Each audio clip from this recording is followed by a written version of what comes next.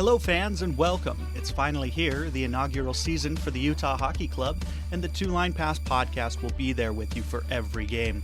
I'm Randon, and alongside my co-hosts Dustin and Ryan, we will bring you inside the team, giving you the latest news, highlights, and an in-depth analysis on everything about the Utah Hockey Club. Welcome to another episode of the Two Line Pass.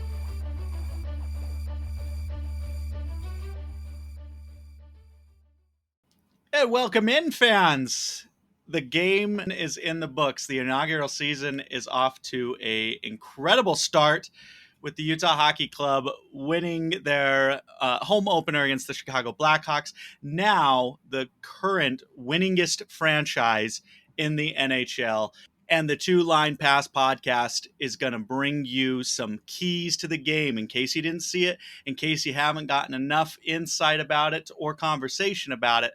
We're here. Ryan, Dustin, how about that win, boys? How about that win? That was impressive. That especially that first period. I'm not sure if I've ever seen a more dominant period of hockey in that first period. I don't know if they were just riding the high of the Delta Center crowd for the season opener / home opener, but very impressive game. Ryan, how'd you feel about it? How'd you feel about the victory, the first one? The win felt good. We needed that as a franchise. I feel like that was going to be the key to the whole season, was winning our first game, especially at home. Didn't like that second period at all. Didn't like the first 14 minutes of the third period at all. That we got to work.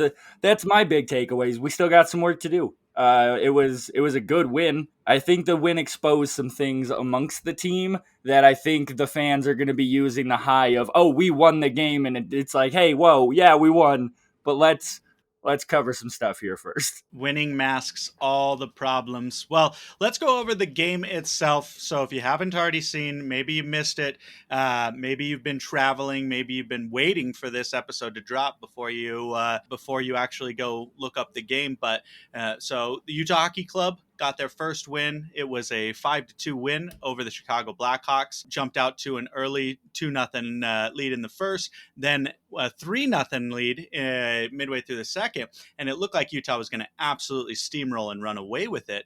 And then in the third, Chicago comes back, 2 goals, and they really controlled the third period. Utah did not have a good third period until Ryan. You gave them till the 15-minute mark. I'd give them until 18 minutes in, really until Chicago pulled the goalie, and then Dylan Guenther nets the empty netter, and that sealed it. And then the fifth goal, which shocked everybody in the arena, but what a great win in terms of just the atmosphere. I was fortunate enough to get to go to the game. Thank you, Utah Hockey Club. I got to tell you, the festivities outside the arena were a lot of fun. There was a lot of growing pains. I think there's things they learned, but I'm trying not to judge them too harshly. But the party was rocking, and the place was just incredible. Say what you will about a venue not designed for hockey, that crowd was there and excited to watch hockey. And the seats, I was in the obstructed view, and it wasn't as bad as I thought it was going to be. I really didn't. And so that's my big takeaway, having been there, is that I don't think that the obstructed view seats and the arena not being designed for hockey is going to be too detrimental early in the seasons. And I say this with all confidence. Obviously, the Arizona probably had all confidence that they were going to get it fixed too. But I do have all confidence that Ryan Smith is going to either force Salt Lake's hand or get a deal done. And he's either going to rebuild the Delta Center in its entirety or remodel it. And it's going to be one of the premier venues in the country for both NBA and NHL. But that venue itself, it was rocking. You guys saw it on national TV. The place, it may not have seemed loud on TV. I don't know. I haven't seen the highlights on the TV yet, but man, that place was real loud, especially the Let's Go Utah chants. There was a Spicy Tuna chant that rocked the building. And then anytime somebody has a beer on the Jumbotron, the place goes nuts. The place goes nuts. I saw a tweet, $120,000 more in beer sales than any other event in the Delta Center's history. So I don't know how true it is. I didn't fact check it, but the NHLers, the fans, they love their beer. But that was my big takeaway. And from you guys watching on the ESPN broadcast, what was your perception of the venue? Did it get discussed at all? Did anything matter? I mean, with the venue kind of takes a backseat to the production of the game when it's televised. But how did you guys feel about the venue and the broadcast? The venue sounded loud on the broadcast. Admittedly, not as loud as some of the venues I've heard in the NHL, but a lot of those were like postseason Stanley Cup playoff type atmospheres, which are going to be just from puck drop until the final horn, just going to be a raucous crowd. So it's a little unfair to compare the two. But the crowd was impressive. Probably not one of the like I believe you texted us last night and said it's not the loudest barn in the league, but it sounded like it held its own. I thought the game from the TV was pretty good. It might have just been my TV, but it didn't seem that loud. But that could have just been my TV. What do I know? Also, it looked like there were a bunch of empty seats, but that might have just been like people getting up and not understanding how hockey works and that you're not supposed to move around during play. But like towards the ice level, it kind of looked like there were more empty seats than I expected to see, especially considering it was a sellout. Maybe that was just something I noticed. I thought that was a little weird, but I mean, the game looked good. I mean, I enjoyed it. I was actually looking to try to see seats because I'll tell you before the game, like it was so crowded in like any team store or any merchandise booth or anything. It was so crazy. I mean, we're talking lines of like 200 people just to pay. The ushers are, you got to let 4 people out so 2 people can go in type thing. And trying to decide, are you in line to pay, which is wrapping around the store 16 times?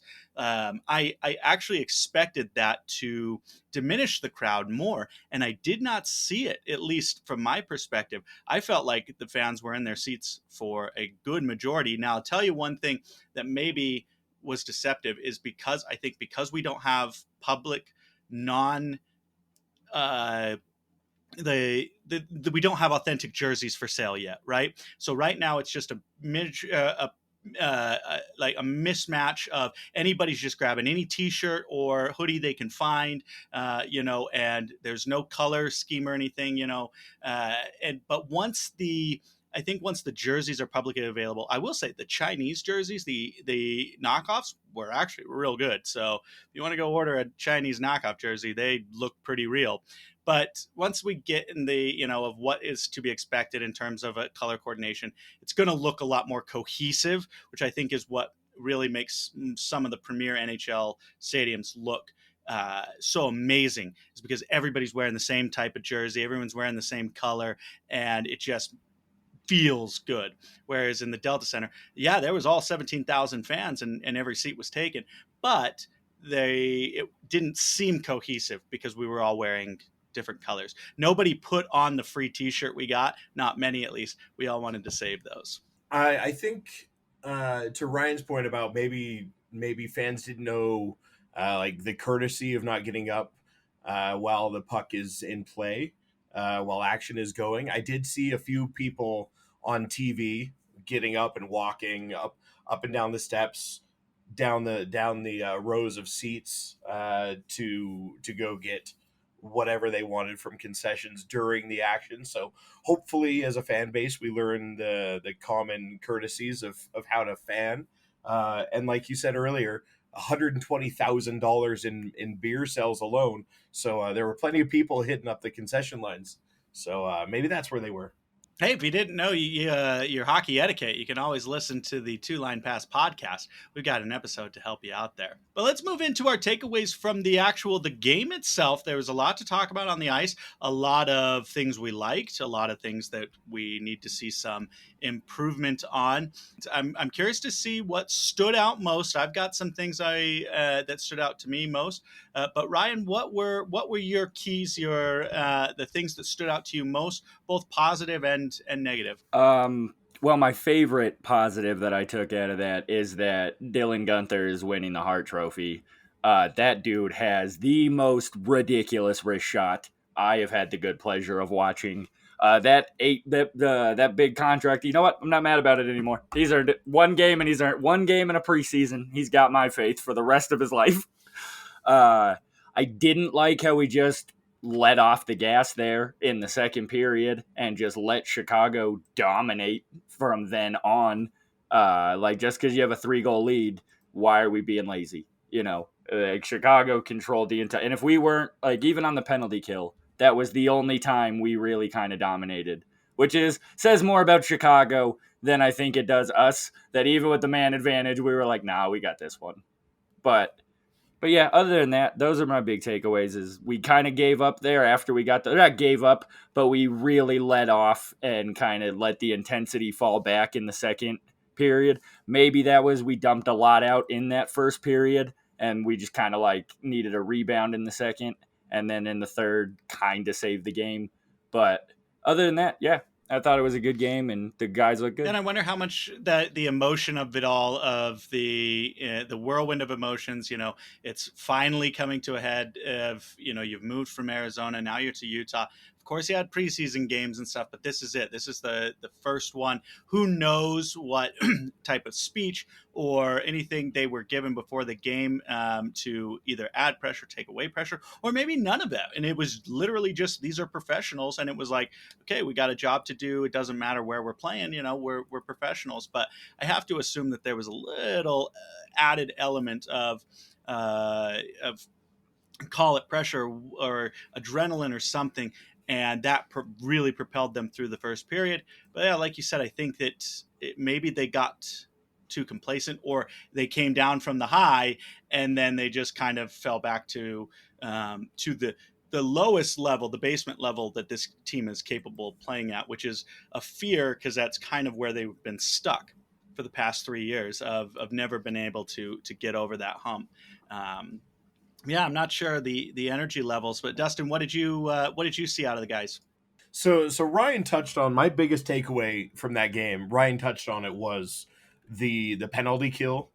Uh, there were I believe Chicago went on the power play 4 times in that second period, and I mean, for as bad as that second period went, um, especially with penalties, and Chicago controlled the puck and had it in their attacking zone for the majority of that period.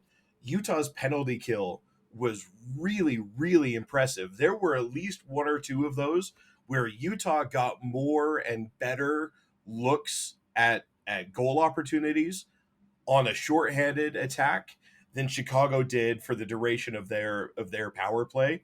And I know last year, like, the Blackhawks were one of the bottom 5 power play teams in the league, and that they're not great offensively, and they're one of the lowest scoring teams in the league, and their power play was not good, but still, just as dominant as they looked on the penalty kill was really, really impressive, because they weren't a great penalty killing team last year. So it was sort of like a bad power play team against what was a bad penalty kill team.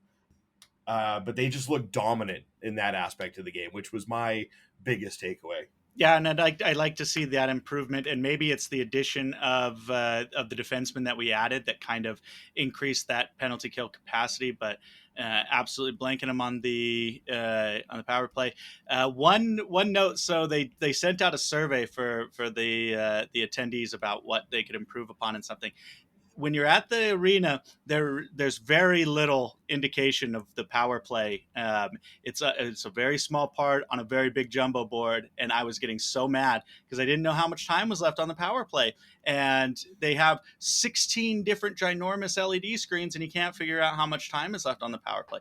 Thank goodness it didn't matter, and we killed all of them. But would like to see that, and hopefully that penalty kill in general. My gripes about being able to see the time, notwithstanding, the actual penalty kill unit itself played out of their mind and backstopped, I think, by one of the biggest factors that allowed us to win the game, and that's Connor Ingram. And he absolutely kept us in the game when things started to go south. When the team started to get down, he made some incredible saves. And even the 2 goals, the one was definitely deflected, and I can't remember. No, the first one was that beautiful backhand where nothing really he can do. Right, it's a turnover, a bad turnover by Utah. Nothing Ingram can do. And then second goal was not his fault either, and he did everything he could. And Connor Ingram, I thought was really the story of the second half of that game, going from a absolutely dominant offensive game in the first half of the game to needing Connor Ingram to step up in the way he did. And he did. And we talked about this, right? Like, that's the guy that we got. That's what we love about him, is he has that ability to step up and take over a game and keep the team in it against those odds. Now, obviously, it's Chicago, right? They're gonna be one of the worst teams in the league. So can he do that against a team like Edmonton, against a team like Vancouver, against a team like Colorado, and then out of the East against the Rangers and Boston and Florida? Can he? We're going to find out. I think he can. It's just a matter of, will he be able to do enough? Because we have countless stories of goalies who do everything they can, but they can't score the goal. They can't score, right? Their job is to tend the net, and they can't score. And so if we don't get that offensive explosion, it doesn't matter what Connor Ingram does. But I was really happy with the way he played. And obviously, like you said, Dylan Guenther was, I mean, he's going to make the All-Star team this year. I mark my words. Dylan Guenther is going to make the All-Star team. Dylan, don't take my Guenthers, is going to catch on and go nationwide. It's like he's an absolute lock for one of the best players on the team this year. Going to get his jersey, and it's going to be great. Going to be great. I thought the defenseman played well. I thought Sergachev, he was almost credited with the goal, and then it was tipped by Barrett Hayton. Ian Cole played really well, but there was way too many turnovers and giveaways. We were very sloppy with the puck, but we are incredibly fast through the neutral zone. I don't know if that came across on the national broadcast, but we are a fast team. Like we said, we're small, but we are fast, and that's going to be fun to watch if we can control the puck. Because if we keep losing the puck trying to be too speedy with it, it's not going to help.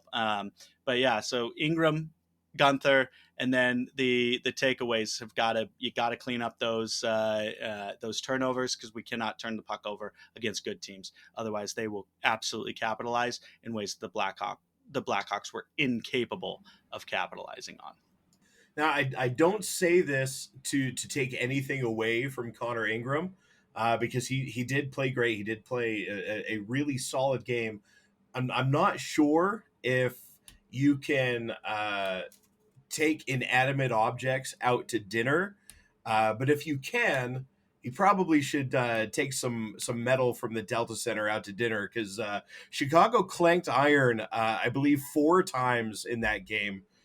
So just a smidge in one other direction, and it could have gone bad. But that's not to take anything away from him. But Chicago did clink iron 3 or 4 times in that game. Hey, all the good goalies are lucky. Yep, you gotta tap the posts occasionally, say thank you, friends. And we had at least one extremely close. The stadium thought it was in, and then the first time we almost scored the empty netter that was off the post, which should negate the icing.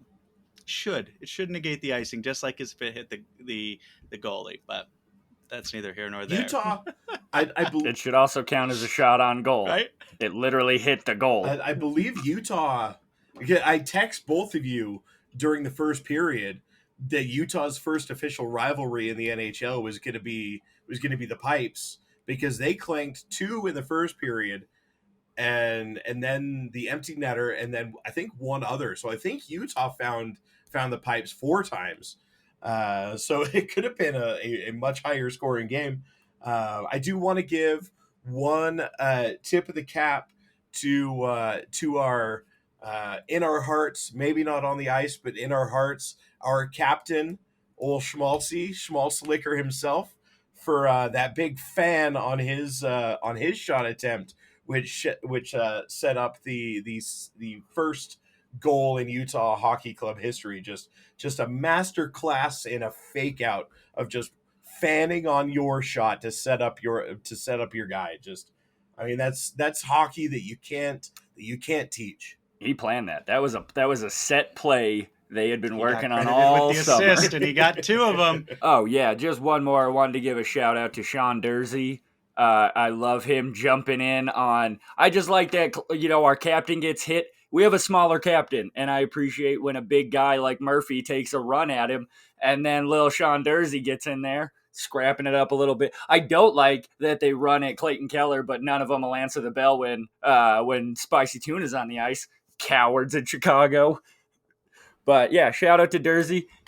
I don't think he necessarily lost that fight. Yeah, he got some rib shots in, but he landed one good punch to the face, and then he got a couple. Didn't appreciate the talking shit part. It's like you don't get to get thrown down and then get up and talk shit, buddy. Like just go to the penalty box. Just both of you go to the penalty box. That man had you in the missionary position on the ice. I don't think you should be skating off, chirping at him after he was just raw dogging you on the ice. But like you said, he did get his fair share of licks in that fight. Dursey's class with the heavyweight UFC champion, they're going to pay off. He's going to be more active than a certain somebody who I think we would be remiss to talk about, because I think there's some good and bad, and it's going to be a talking point all season, and that is Liam O'Brien, the spiciest of the tunas. So right before the second goal, there was a spicy tuna chant going, and it was as loud as any of the "Let's Go Utah" chants right before the goal, and it was so great. But he got named the third star, and I don't think that was the appropriate thing to do. I don't think he earned the third star. Maybe if he had fought, maybe, but no, he didn't really do much. He had a kind of an open shot, but there's a reason he led the league in penalty minutes and not in goals. He's not a natural goal scorer, but I'll tell you this. He has 100% positioned himself as a marketable fan favorite. And I was thinking about this, and I was like, why? Like, why is he marketable and nobody else is? And then it kind of dawned on me, and this is going to sound bad, but a vast majority of hockey players are very generic white dudes. They are very generic white dudes that if you were walking down the street, you would not know them. You'd maybe think, hey, that's a handsome fella. But they're just generic white guys. Tuna's got the red hair, the Viking flowing locks. He already established himself as the tough guy who's going to pump up the crowd, and the crowd loves him. They love him, and anytime he is on the ice with that hair, people pay attention. I was listening to some people that you could tell they were fans, but maybe more on the casual side. But they knew his name, right? They knew Spicy. Well, they knew Spicy Tuna, I will say. I don't know if they knew his name was Liam O'Brien, but it doesn't really matter at that point, because Utah's going to be front and center in the national spotlight this year, whether we want to be or not, whether we win or we lose, we're going to be in the national spotlight. And locally, if you're trying to grow a sport, right? But half of your potential target audience thinks that the only part of the sport is fighting, why not put your enforcer out there as a marketable guy who's very noticeable? You can absolutely tell him apart from the other guys on the team, which that's not the case. Like when we watch the players come, when they're in their suits, some of them, if you don't know, you don't know. You don't know who they are, but you cannot mistake Spicy Tuna. He stands out from the crowd. And I love that they are pushing him. Don't love that they gave him the third star, but I do love that he's marketable, and I think he got himself millions of dollars, and it's going to be fun to watch. And I hope he truly embraces it, and I hope it doesn't become a thing where he's like a sideshow distraction type thing, which I don't. He obviously didn't. Like he didn't go out and try to fight or put his team in a position to, take a bad penalty or anything like that. So in the biggest arena or the biggest stage so far, he played fairly disciplined hockey, but still the crowd loved him. So what are your thoughts on Spicy Tuna's first game and how you think his reception as a fan favorite is going to go? I did love on the graphic that the team posted on social media that listed the stars. You know, it'll show like star one, like Dylan Guenther, 2 goals, and star two, Connor Ingram, 24 saves, 92% save percentage, and then under Spicy Tuna it says 6 hits. Like the man was on the ice for 10 or 11 minutes and hit 6 people, and that's enough for the third star. But yeah, I think you make a really good point about how a lot of Utah's fans, especially the casual fans who are just they're gonna get into it because it's a new professional sport in the state. They're the types of people who will joke like, oh, I went to a fight and a hockey game broke out. So yeah, you put the big guy, and especially since when they came to Utah and they had that like big fan event where the players sort of talked, and like O'Brien wasn't even under contract, but he came and he grabbed the mic and he quote unquote won the press conference, as they say for coaches when they get hired. He came here, won the press conference, immediately became a fan favorite, and like you said, like he does have the long flowing locks, red hair, and he fights, which is what a lot of like casual hockey fans like. So very marketable, but yeah, not sure 10 minutes on the ice and 6 hits is enough for third star, but toss him something for what he's done so far.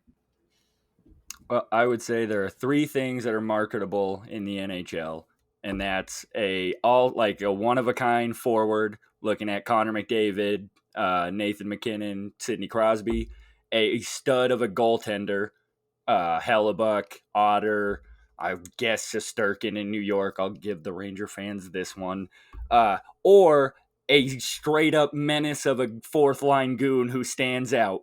Look at Ryan Reeves in Toronto. Look at Rempe in New York, who just came up. Look at Chara, how he used to be in Boston. If you have a dude who just looks different than the lab made hockey players making up the rest of your team, and he's willing to chuck them with anybody, you'll make everybody a casual fan into a diehard. That's all we want. That's all it takes to get him. And O'Brien, yeah, does he deserve the third star? No, but he does deserve a sushi deal. Hopefully, a Salt Lake restaurant gets on that already. But third star, no. But I love him. I thought he played an actual really good game. He played a good, solid fourth line game of hockey. He had a couple good shots on goal. One of them, probably, if he was, a little bit better with his hands, might have been a goal. But hey, we don't pay him to score. No, but he will get. I think he will get a couple this year. He'll get a couple of goals, and surprise people. But yeah, I think it's just going to be fun to watch, and I hope that the other guys can rally around it and kind of play off of his energy, especially if there's some sort of like media event or something like that. Like hopefully they can kind of build so that they can have those types of relationships with the fans, because they're going to get there. It's just going to take a lot longer for like a even like a Jussi Välimäki, who he's got a unique name, but I don't see people, being able to point him out of a lineup. Nick Bukestad was 6 feet away from us, and we had to Google to make sure it was him. There's just sometimes you've got your outside of your top three players, you're going to have guys that will need to establish themselves if they want to. And I hope that they will be given the chance. And I think, though, Ryan Smith has made it quite clear that marketing and selling and branding is going to be something that they focus on. Big shout out to whether it's the Delta Center crew, a Utah hockey crew, whoever was responsible for putting the t-shirts, the rally towels, and they gave us commemorative pucks. 20,000 pucks. They had to manually put stickers on them before the game. Like, that crew did a lot of work to make sure that this first inaugural game was something truly special. And it was for both people who attended and people who just watched, right? Because this is the first of our series, and they've got the new slogan, I guess you could say, like the "Our history starts now" type thing. And it's just, it just kind of gives you goosebumps even just thinking about it. And it's here, and we can touch it, we can see it, and we're going to be there talking to you about it every step of the way. So if you want to get to know those players that we've talked about that you couldn't point out a lineup, if you want to get there, you just keep listening to this podcast, and we're going to help you get there one way or another. Dustin, do you have any closing thoughts? I would say go Utah. No other closing thoughts. I think we covered everything that I had in mind. So go Utah. Go Utah. Ryan, any closing thoughts? The Utah Hockey Club is never lost a game, never lost a period. So, just remember that, guys. Undefeated. How many of your franchises can say that as of right now? None of you. So, Utah for the cup. We are the current winningest franchise currently active. We are currently undefeated in the conference and in the division. An undefeated season is still a possibility. And we could very well win the Stanley Cup.